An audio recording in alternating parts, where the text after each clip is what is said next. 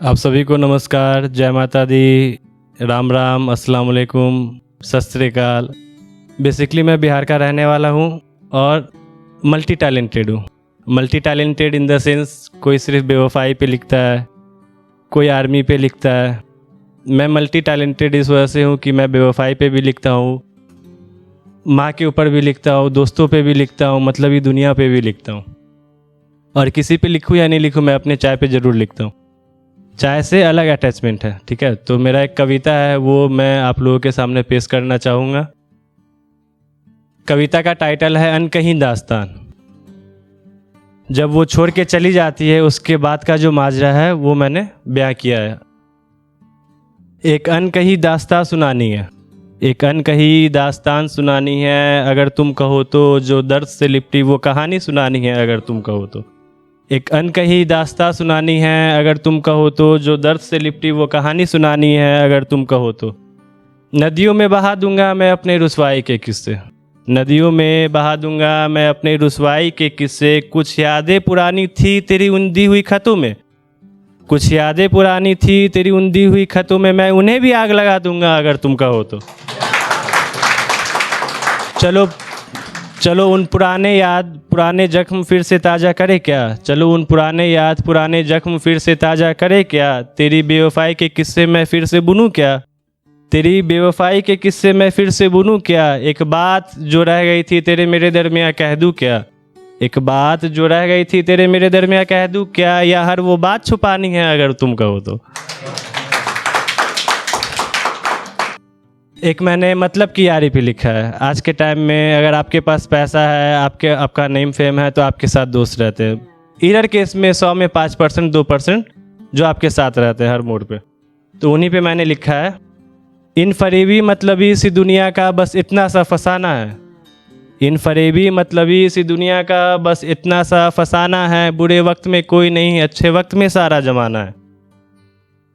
कल जब कामयाबी हासिल करूँगा, कल जब कामयाबी हासिल करूंगा, तब इन्हीं मतलब कि दोस्तों को मिलने के लिए तरसाना है। कल जब कामयाबी हासिल करूंगा, तब इन्हीं मतलब कि दोस्तों को मिलने के लिए तरसाना है। उनके किए गलती का उन्हें एहसास भी तो दिलाना है, उनके किए गलती का उन्हें एहसास भी तो दिलाना है। बुरे वक्त में कोई नहीं, अच्छे वक्त में सारा जमाना है। तो अब ये 2 कविता था, ख़त्म हो गया। अब आप शायरी सुनना पसंद करोगे या फिर कविता सुनना पसंद करोगे? शायरी तो मैंने चाय पे लिखा था और ये प्रैक्टिकली मैंने कर रखा है, ठीक है। ये मतलब ऐसा ही नहीं कि इमेजिन किया और लिख दिया, नहीं, ये प्रैक्टिकली मैंने किया है। अब क्या किया है वो आपको शायरी में पता चलेगा।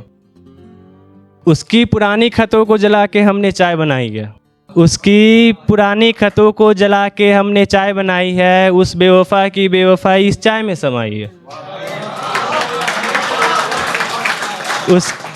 उसकी पुरानी खतों को जला के हमने चाय बनाई है, उस बेवफा की बेवफाई इस चाय में समाई है।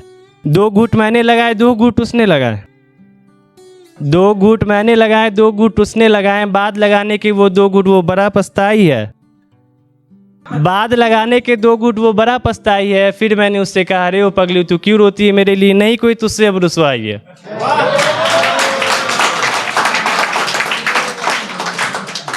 और चाय बनाते बनाते मैंने अपना कैफ़े भी खोल लिया, जो बिहार में है। एक मैंने लिखा था, ये भी फैक्ट ही है, जो इंसिडेंस मेरे साथ घटित होता है उस पर मैंने लिखा था। एबॉर्शन पे, एबॉर्शन पे मैंने ये लिखा था, आप लोग ध्यान से सुनना और थोड़ा समझना, जो आज के टाइम में आज के दौर पे होता है मोस्टली। थक गया वो बूढ़ा कदम वो तरसती आंखें, थक गया वो बूढ़ा कदम वो तरसती आंखें, यूँ मंदिर मस्जिद गिरजा घर जाकर। थक गया वो बूढ़ा कदम वो तरसती आंखें, यूँ मंदिर मस्जिद गिरजा घर जाकर। औलाद न मिली जिन्हें अपनी सारी दौलत गंवाकर, औलाद न मिली जिन्हें अपनी सारी दौलत गंवाकर। तुम देखे अपनी जिस्म की भूख को, तुम देखे अपनी जिस्म की भूख को, मोहब्बत की दुहाई।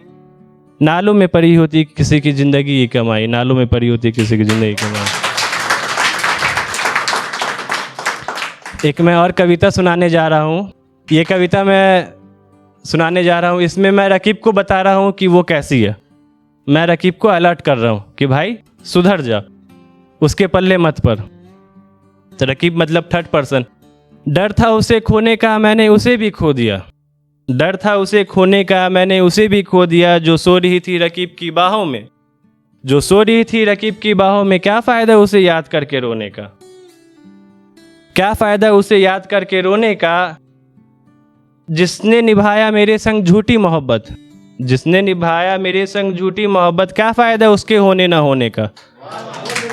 रकीब जो मेरा ना हो सका वो तेरा क्या होगा। रकीब जो मेरा ना हो सका वो तेरा क्या होगा। जिसे मेरी वफ़ाए रास ना आई उसे तेरी वफ़ाए कहाँ समझ आनी है। रकीब जो मेरा ना हो सका उस तेरा क्या होगा। जिसे मेरी वफ़ाए रास ना आई उसे तेरी वफ़ाए कहाँ समझ आनी है।